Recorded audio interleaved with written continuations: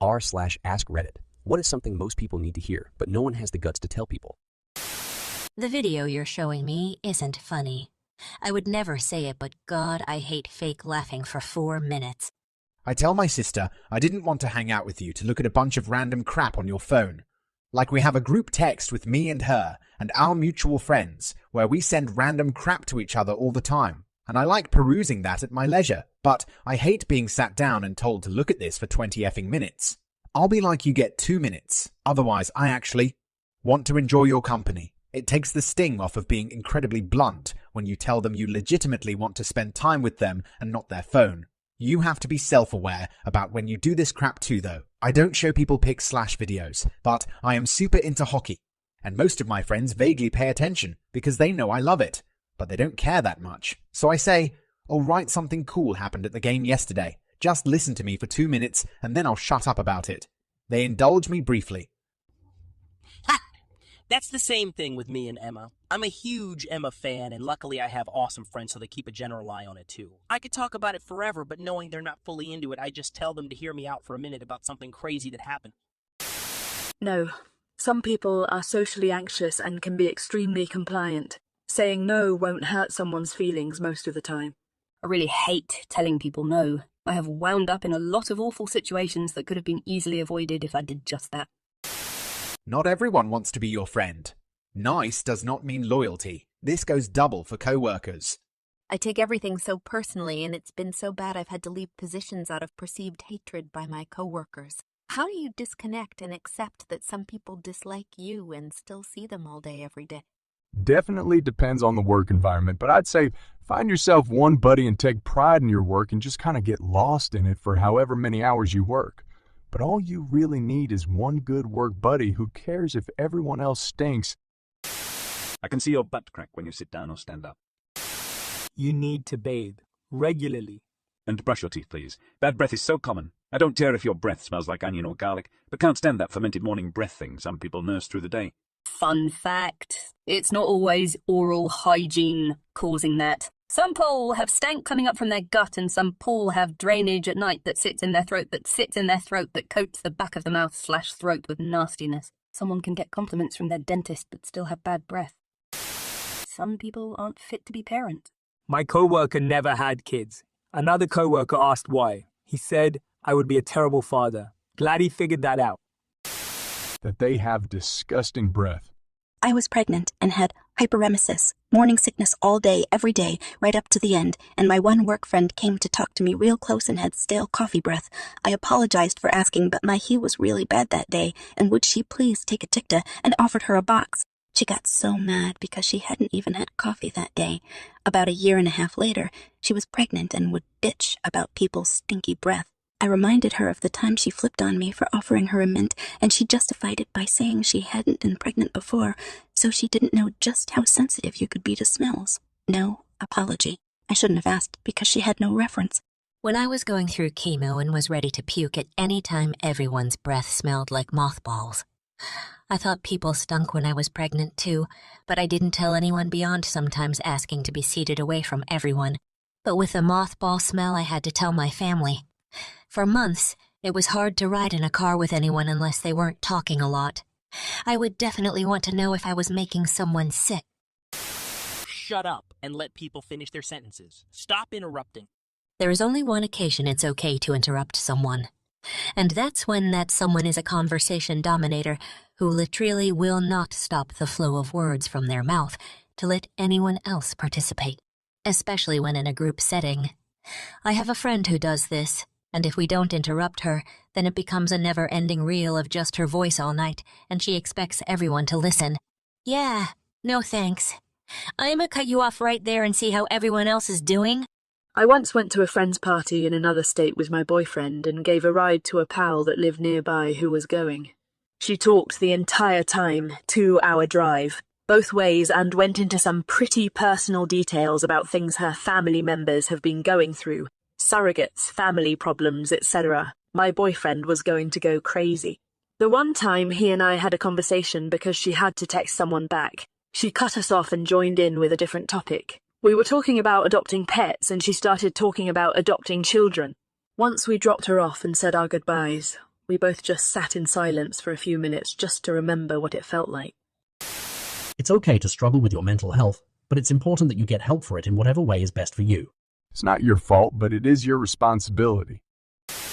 Being an asshole isn't quirky. I'm such a bitch. L.O. My stepsister has covered every vehicle she has ever owned in bitch bumper stickers. While they are accurate, she is too ignorant to understand that being a bitch is not an endearing quality. Every selfish act you do is affecting another person, or another living thing, in a negative way. You cut in line, you leave a shopping cart in the parking space, you littler makes another person's life just that much harder. You block the entire effing aisle at Costco when you're excited about an effing sample while the rest of us are trying to get by Move Your Bottom trying to get to a 5-gallon bucket of maple syrup. Oddly specific. Just because you have a position of authority, it does not mean you have the right to be rude to everyone beneath you. Do not question the ELA V80AD1. I don't love you anymore. Seriously, if that's true, tell the person and don't string them along for years in a sham of a relationship just because you don't have the guts to tell the truth. Always be doing exactly what you want with the person you want to be with.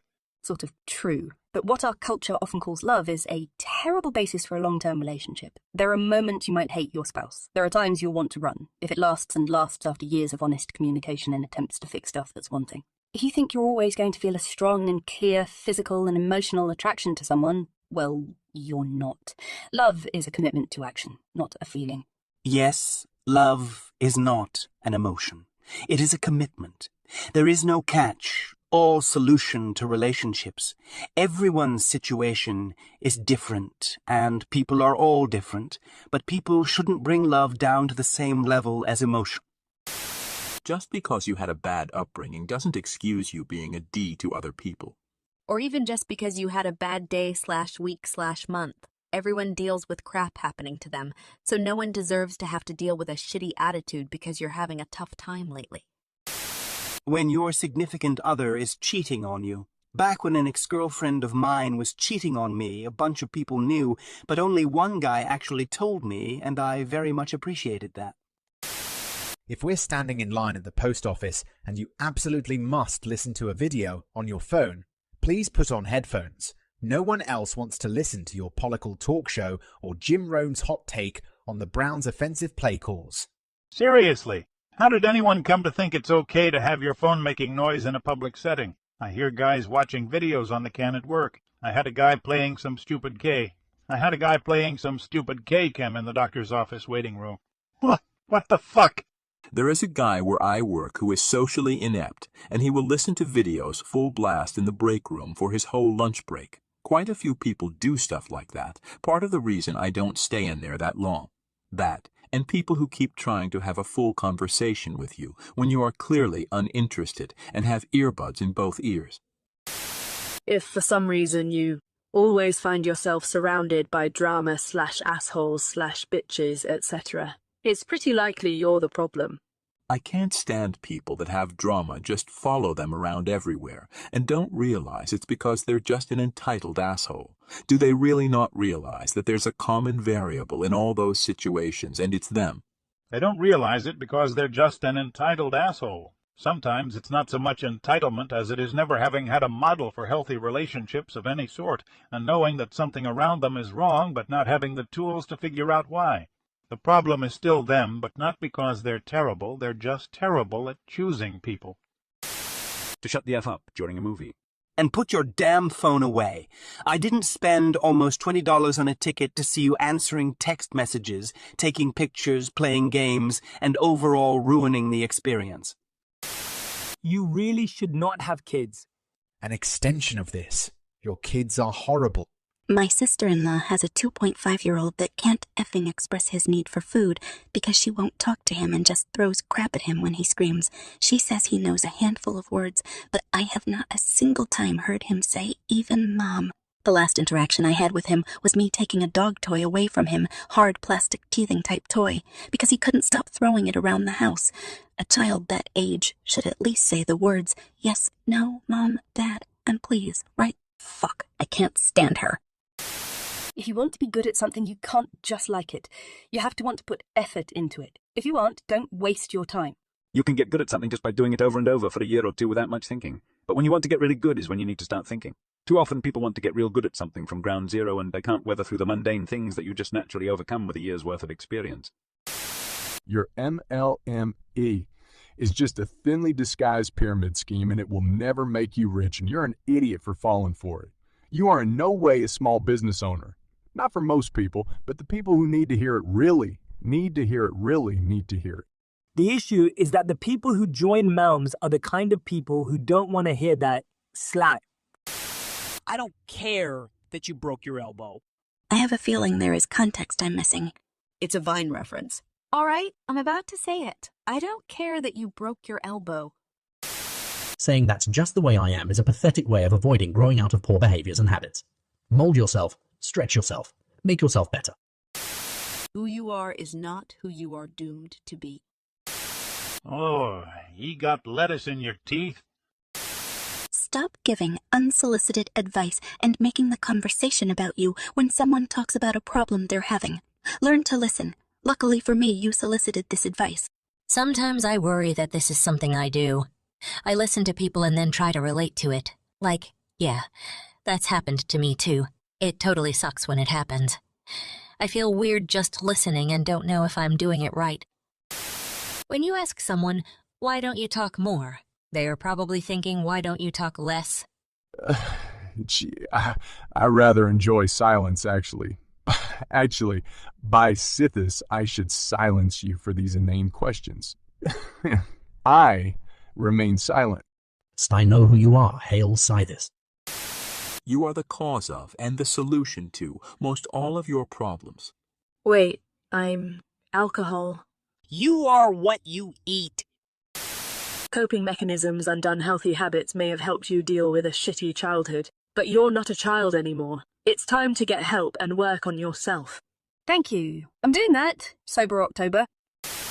Just because I know you or you're from the same town as me doesn't mean I have to support you, your business, or your shitty music. Put in some work and make people care about what you're doing.